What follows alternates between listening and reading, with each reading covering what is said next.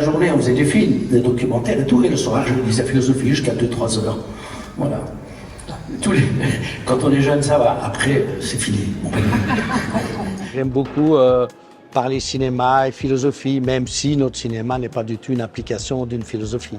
Vous ne vouliez pas devenir professeur de philosophie ou... Non, mais le problème, c'est que quand vous étudiez la philosophie, ça vous prend comme l'art. C'est grâce à Martin Legros, avec qui j'ai déjà fait ce genre de discussion dans d'autres endroits, que cela se fait. La promesse qu'il va être amené à faire suite à un accident sur un chantier. On regarde l'extrait et puis on essaie de le décortiquer ensemble. Je crois que le rapport à autrui, en tous les cas ce dont j'ai essayé de parler ici, c'est individuel. C'est un être humain par rapport à un autre être humain qui est vulnérable, qui est plus faible, voilà, et qui appelle au secours. Il y a une nécessité dramatique aussi.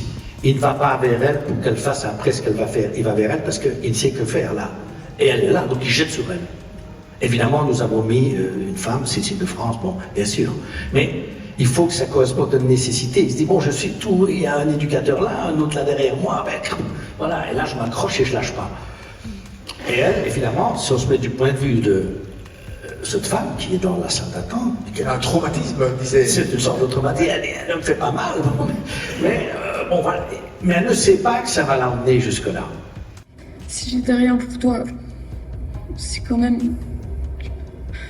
S'il te plaît, prends-moi dans tes bras.